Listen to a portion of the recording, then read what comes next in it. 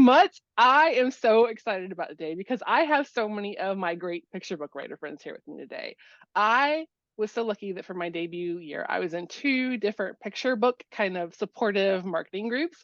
And so I have representatives across the board today. I have Adrea Theodore here today from my 21 for the Books group, and she has Woohoo! a gorgeous book called A History of Me. I love it so much. And then I have two representatives from the picture book scribblers, Charlotte Offsay and Kirsten Pendreigh. And they both have Marl's books. Kirsten's books kind of focus on like nature, I would say. She has a very focus on nature, and Charlotte has this lovely focus on the family. All her books like really just bring in the family and get you in the heart. So just I just love their books and I love them, and I'm so happy to have them here. So I'm gonna jump in, and who should I put on the spot first? I don't know. I don't know. I'm going to go Charlotte first. So tell us, Charlotte, tell us about your road to publication, your journey. How did you get here? Sure. So I actually started in corporate finance, which is about as far from children's books as you can get. But I have two children who are now 7 and almost 9. And I started writing stories for them when my son was about 1. And I took a class as something to do for me, a writing class, when I was home taking care of them. And it was a picture book writing class, and I took it online on a whim, and I never looked back. And here I am. That's how I started this process. I think I was pretty lucky. I started writing early 2017, had my first book come out in 2021. So at the time it felt painfully slow, but in hindsight, it was definitely anything. Yeah, you're one of your faster journeys I've heard about. So yeah. Absolutely am. And I've been very fortunate with my stars aligning. But yeah, I have 3 books out in the world, 2 more coming, hopefully. Yeah, tell us the title so everyone knows what to look for. Sure. So first book I debuted with, The Big Beach Cleanup. It's an ocean advocacy story. I have How to Return a Monster, which is a humorous how-to story about a little girl who I promise does not end up returning her brother in the mail. And I have A Grandma's Magic that came out last year, which is a ode to the wonders that are grandmothers. I have Holiday, which is my first rhyming picture book about making a Jewish bread called challah, coming out this summer in July. And I have a book called The Quiet Forest, coming fall 2024, which is a cumulative story about finding your calm. That's awesome. You're just a busy lady. Yeah, and Adria, your book, like I just like champion your book everywhere I go because I love it so much. It's just beautiful. And I don't know, like, do you say picture books could have memoirs? Because I mean, I know it's very much based on your life, but I don't know if you call it a memoir. I don't know exactly what, but tell us Okay. about your journey to getting here. Well, the book itself, I don't call a memoir because there are things in there that are sort of based on what happened in my life, but not entirely, memoir-ish. So they're not completely true. Okay. But yeah, my journey also started sort of after my daughter was born, and I had a similar thing where I was in medicine, and I still am in medicine. I am a practicing pediatrician, and so that's sort of part-time of my life. Part-time pediatrician, whatever. Right, part-time. And so I started when my daughter was young, and it's taken me about 10 years since I started that process. So again, I'm not working on it full time. But yeah, it seems like a long time that I've been working on this whole process. But I started writing stories for her. And, from there, just sort of started sharing them with other friends, with other parents, and sort of was like, oh, maybe I could spend some more time doing this. When she started going to school, I had a little bit more time on my hands. So yeah, so it's been a while, but yes, that's what started it too for me. Very cool. Kirsten, I know your books, you've got the nature focus, there's Luna. Green pen, so sweet. And I know you're like Carmen Mock's illustrations. I can't take any credit for the beautiful cover. And I have a book coming out in August called Maybe a Whale. And it's a lyrical journey of healing in nature. A little girl on a kayak trip with her mom, and they process grief. And it's just stunningly illustrated. I've been so lucky. Y'all need to go out and look at the illustrations she's been posting. I'm like, whoa. Yeah. Kirsten, like, she got the illustration luck going her way. I mean, I think all of our books are beautifully illustrated. I have to say that. But those whale ones are just, I would put them on my wall as posters. They're stunning. She's actually going to make prints. So so stay tuned. And then I have a book, a nonfiction about when trees fall, what happens in the forest and how they regenerate. And that's coming out with Chronicle Books just around the corner in 2025. Just around the corner. That is just around the corner in publishing, though. It like feels so far away, but like that's like tomorrow in publishing. I know.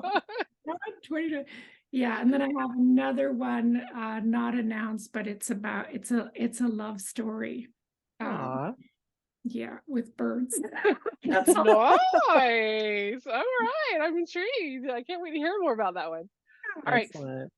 I should say that I have another book coming out next year. It's called I Would Love You Still, and it's a mother-child unconditional love story. So yeah.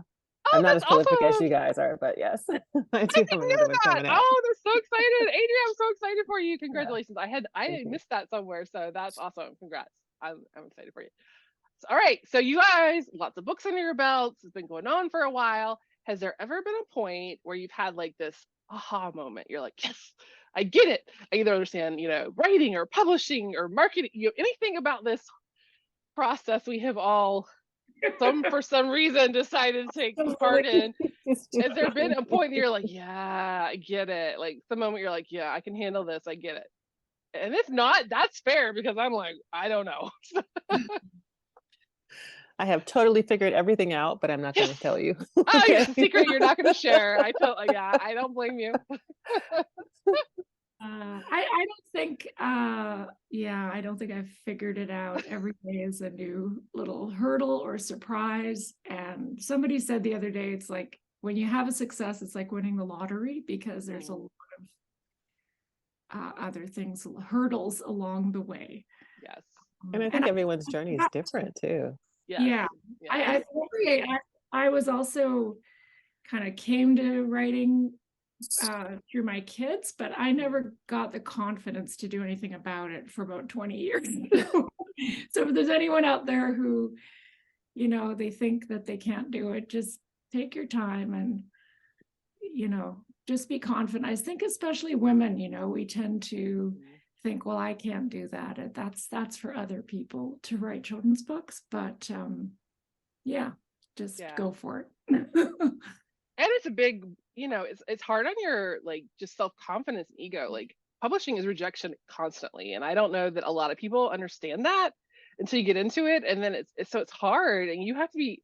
And then writers, I think in general, are introverts anyway, and kind of angsty, anxiety people. At least I am. Maybe I'm projecting to everyone. And so you're just kind of like, oh, you question yourself anyway, and you get out there and it's just no's everywhere, and so you have to have confidence, which I think, Chris, what you just said, you have to find a way to build that confidence and just persistence. You just have to be stubborn. You have to be stubborn to make it in this business. Absolutely. The first consult I did with somebody who was very kind to read my terrible stories that I've written. And she said, well, you should do nonfiction, because I have a journalist background, and kind of stick to more of a textbook. Oh my God, I was so stubborn that I went, I'm going to prove her wrong. I just ignored nonfiction for years and was to write fiction. So now I've come back. I do love nonfiction. It's so much more interesting than it used to be, but absolutely stubborn, persistent. I would just say, have a life and a happiness outside of writing, because don't rely on writing to bring you your joy. It will. It'll be a bonus joy, but you gotta have something else going on. Yeah, like the publishing side of it, don't let that be the part that brings you joy. The writing itself can bring you joy. The camaraderie with other authors can bring you joy. Reading other books can bring you joy, but the publishing business side, I think, is a little bit different sometimes. That is So like going on a quote, Adrea. When I put this on social media, I'm like literally putting that in a quote block, because that is, yes, the publishing will not bring you joy. It's like you have to find it somewhere else. I will say, I feel like every book has its own journey too. There have been stories that come easier than others, but every time I start a new story, I swear I've forgotten how to write, and every skill has gone out of my head. But just my aha moment, I think, would be realizing that I could trust myself, which is pretty much what you guys have all said. But I think in the beginning, I was too eager to take every piece of advice that everybody gave to me, and not every story resonates with every person, and you don't need it to. It only takes one yes to get published, and there are a lot of no's before that one yes will come in. And I think that knowing your why for writing your particular story, and perhaps noticing if there's a specific area that people are pointing to, but not necessarily taking every piece of advice that comes in, and trusting yourself along the way. So I think my aha moment, for what it's worth, is trusting my own gut within my own writing, which is an easy thing to say, but a hard thing to learn to do. Yeah. And again, I completely forget how to write every time I have a new idea. So, you know, figure this out. But yeah. Yeah, well, it's so funny. This whole series got kicked off by, I had a chance to interview Amy Porterfield, who's like big on, in online marketing and online businesses. And she has a story about how she had posted this tip, and like people on Instagram started saying, "What? This is stupid. Why are you saying this?" And she got really frustrated. And so she, called a friend to talk to them. Her friend is like, "Girl, you ain't for everyone, boo." That was the quote. "Girl, you ain't for everyone, boo." And so she said that, like, it's like, oh, yes, you have to remember that we don't all like the same books. And so we have to remember that for ourselves too, and not to get frustrated and sad and upset by rejections and bad reviews, because it ain't for everyone. We just have to if someone doesn't get your story, their advice isn't going to help you. So someone can be as qualified as they want, but if they're not connecting with the heart of your story, there isn't anything they can say that's going to help you move your story forward, because they're not the right person for your story. So, exactly. But it takes a lot of courage though too, to put yourself out there. And some people say, "Oh, you have an agent, so everything must be real smooth sailing for you." And I'm like, no. It's like you get an agent, they get to read something that you wrote, and they're just like, I don't know about this. And then even when the agent really likes it, they send it out to all the editors, and then some of them are just like, I don't really know about this. So it's always a constant thing of trying to find the people or find the person who is going to champion your story and go with it. So absolutely. Very true. Very true. Well, one thing, I was going to move now to like inspiration, because I know I was in, like, I thought I was going to be a YA novelist for years. That was my thing. I was writing novels. And then I've moved to picture books. And now that I've moved to picture books, like every day I'm inspired by something new. Every day, like I have this long document that I keep, and I'm like, I read this article and that article, and I'm like, oh, picture book, picture. So, and since we all write such kind of different things around the spectrum, I was wondering, where do you guys, is there a go-to source you have for inspiration? Do you let it come for you? Do you go out and look for it? And jump in as you feel inspired. For me, I tend to write about the things that consume me and won't leave me alone until I've put them on paper. I think writing for me is a way of processing what's going on in my life and my head. And with my children, they're a source of inspiration, but really it's me processing how I feel about it through the eyes of a child on the written page. So my ideas come for me, and then they won't leave me alone. If I'm looking for new ideas and looking for a new project, I tend to read a lot of picture books, which usually sparks my own memories and things, and then the whole circle starts again. But that's usually how it goes for me.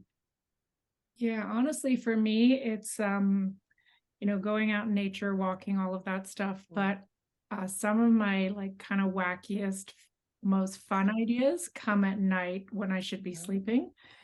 And then I have to get up and write them down. It drives my partner nuts because sometimes I'll be lying there just laughing about a story idea that I have. So where it came from, I have no idea, but I think just allowing your brain to be in a really quiet, neutral space, things will come to you. They're all out there. Yeah, I think as I was thinking about this, it was sort of thinking about being open to the wonders of the world, and I think that when you try to look at things from, the eyes of a child, if you have children around you, that's real easy to do, I think sometimes, because they're always looking at things like that are wonderful to them. And you're just like, oh, that's a leaf. It's like, oh no, look at the leaf. It's really wonderful. And look at this leaf over here. And look at this other leaf over here. They're all different. So in some ways that's really easy. And so trying to sort of keep that sort of frame of mind, I think as you go about and experience your day, sometimes things just come to you. And I think there are things like you said, where I can be sort of inspired and compelled to write about them because they're so, they make such an impression on me. But I think it can come from anywhere. I will say that my 2024 book, the cumulative book, I very purposefully decided that I wanted to challenge myself and write a cumulative structure picture book. So I think sometimes, like, if you really aren't finding an idea, or even if an idea is not working, like taking it and completely switching the structure and challenging yourself like that, that was a bit of a brain. I love doing that. I have one on sub right now that's every single word starts with the same letter, and that was just a little challenge. Huh? So fingers crossed you'll see it one day. But yeah, I think that, just doing little writing exercises like that. I'm a poet too, and I like to play with poetic structure, and things come out of that you don't expect. Yeah, it's really cool. That's wild. I can't wait to see that. I know. I'm curious now. I have to email you and read that before it. So do y'all have any like go-to resources for crap? Like when you're feeling like I'm just feeling kind of I don't really feel like writing, or I'm feeling kind of blah. Do you have a resource for like kind of getting you jazzed up about your craft and feeling like writing? Reading other books. Yeah. Really, that's the best, is go to the library, look at all the new releases, read them. I do some webinars, but it's, sometimes you can fall into a habit. Well, speaking of myself, you can take too many webinars, you can do too many courses, and you're not actually doing any writing. So, Yep. Yeah, I call it productive procrastination. I fall into that spiral all the time of productive procrastination. So that can inspire you, but really you need to just pull back and look. I read poetry, I read other people's work, go out in the world, hang around children. There's so much inspiration that. Very well said. Yeah. Reading. Yeah. All right, cool. All right, so now we'll move from the actual like writing process to the bad word we all hate, which is book promotion. So it's it's always so hard because like we hear that there's nothing we can do to move the needle. Like it's all what the publisher is going to do. There's nothing we can do. But at the same time, we're 100% expected to get out there and do it. So the thing you need to do is to only do stuff that is fun for you, the stuff you like and are enjoying and is bringing you joy, because if it brings you joy, it will bring other people joy. So I was just wondering, have any of y'all, any type of book promo marketing stuff that y'all have done that you've enjoyed and had a good time doing? I had a friend who started a podcast recently. She started a podcast called Grown Up Picture Books Are for Grown-Ups Too. And so she was interviewing a lot of picture book authors about their journey, about how they think that picture books, even if you're an adult who doesn't have kids, doesn't work with kids, doesn't like kids, you can still well, I like kids, you can still benefit from reading picture books, And so we sort of talked about that. That's sort of the premise of her show. And so we talked about that, and then talked about my book and how a lot of adults, are getting information, getting inspired by the book itself. And so that I thought was really fun. I mean, she was a great host. She had great questions. We had a really good conversation. And then, a couple of months later it came out. And so it was really fun just to listen to. But that was a really good thing that I had never done before. And so it was really fun for me. Cool. Surprisingly fun for me, the internet. Yeah, no, right. Yeah. I think finding stuff that you enjoy and connect with is such a important piece of it. For me, I really enjoy anytime I get to connect with the kidlit community. I started an Instagram account years ago called Picture Book Recommendations, where I review and share picture books that I love. And through that, I've met so many amazing people in the kidlit community. And so that has not really been a marketing thing for me per se, but it's kept me current in the market. It's connected me with kidlit people. So I really enjoy doing that. And I think it's led my books to those people as well. Mm-hmm. But doing interviews like this, where I get to chat and meet other kidlit people, has also been something that I enjoy. So those for me, where I actually get to have some connection, where I think I've seen the most success in terms of like marketing and promotion, because if I'm enjoying it, hopefully other people are enjoying it, and it's putting more positivity into the world rather than for me, some of the blog posting I don't enjoy as much, because I don't feel like I get to interact with the back and forth in quite the same way, although some of the blogs do have that element to them. But so for me, I tend to focus on connection. Yeah, I'll give you a shout out with your Picture Book Recommendations Instagram account. People should go check it out, because Charlotte has embraced Reels. Like, Reels is something like I keep reading we're supposed to be doing, but I don't want to do. And Charlotte has totally jumped in there, and she's just out there, making these cute Reels. That was like totally outside my comfort zone, but you can have something seen by 200 people, with a flat post, or a couple thousand with a reel. So I just want people to get to enjoy these books as much as I do. And I'm learning to be more uncomfortable on the camera, but I'm doing it. So that's gonna go on a quote too. Be more uncomfortable. That's gonna be a quote. Yes. I like when you're actually with people. I did a garden store event because my book is about fun. It was way out of my comfort zone, but I met lots of cool people, even though I was kind of wedged between the candles and the chutneys. And people were like, "What are you doing here?" "I'm selling a book." It was fun. And there was freezing, so that was great, and there were dogs, so it was all good. Yes. I mean, I try to just have fun with learning to do some little graphics and things. It's it's new to me, and they're going to look kind of kludgy, but I don't really care. It's people see them for like 30 seconds, so it's not going to be perfect. So that's fun. My kids think I'm really dorky, and they're like, "Oh my God, I can't believe you posted that, Mom," but whatever. And then, as Charlotte said, like a lot of the blog stuff, I actually chose, excuse me, to do very few, because I don't think there's sorry to anybody who like writes blogs, but it's hard to get attention. I used to have a blog and nobody read it.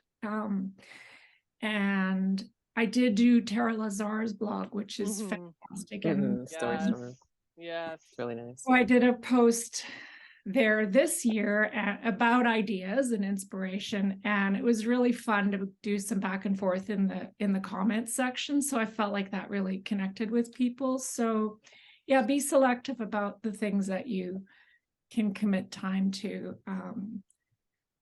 Because it seems like everyone's pitching everything all the time, all at once. Movie. I think it's easy to sign up for too many things, and right, especially around the time of release, that can be really overwhelming. If you sign up for too many blog posts, all of a sudden you have to write all of those blog posts. Something you said about the creativity too. I enjoy that too. I discovered Canva, so I had not worked with before. but being able to, make a post that is sort of eye-catching and has like the maximum amount of information on it without being too overwhelming, that you can kind of grab somebody's attention, and just trying to play with that software and the app is really been fun for me. I actually enjoy that. I do. Yeah. I love Canva. I like social media, like you don't have to reinvent the wheel too. I think it took me a while to learn that. Like if you see somebody else doing something for their book on social media, it's okay for you to take a similar approach and apply it with your own work. You don't have to completely reinvent the way you I think Canva is a great tool, but I think it can be intimidating if you're not, I'm not an illustrator or a design person, but if you see somebody else doing something well with posting their reviews, for example, using a Canva template, it's okay for you to go into Canva and recreate something similar and not feel like you have to completely start from scratch and have a whole new idea in order to even participate in this space. Yep. Inspiration comes from everywhere. Good artists steal. Isn't that the quote or something? If it's working, just keep it going. And then you can go and say, this was inspired by so and so, and lift up other people in the process, which is great for them. So yeah, definitely. When I see somebody do something like a little, I don't know, video vignettes that Jocelyn did for our group, for our picture book group, our debut group, she did some for all of us with our book covers and book reveals or cover reveals. And I was like, oh, that's so cool. I can't do that, but thank you, Jocelyn. This is really wonderful. Posted it everywhere. So yeah. I was happy to do it. And I can't take too much credit for it because it was software. I had bought 4 Transmedia Mutts that I never used for Transmedia Mutts. I'm like, well, I have to get some use out of this. And so I'm like, I will do this for everyone. And that's something that brought me joy. Like, we talk about it and like, I know a lot of people aren't, don't have the graphic skills or, that's not something they teach you, or at least they didn't teach me way back when. Maybe they teach the high school kids now. I don't know. But, and I was like, I can use this software and do something to boost everyone's books. And it made me happy. And so it made us happy too. Yeah, I'm glad to hear that. So, so you just got to find those things that bring you joy. That's what you have to focus on. And then hope, if you're lucky, it'll catch somewhere. And if not, you're just, you're getting the word out there about your book, and people keep hearing it over and over again. Maybe they'll finally click that buy button or contact their library and ask them to carry it.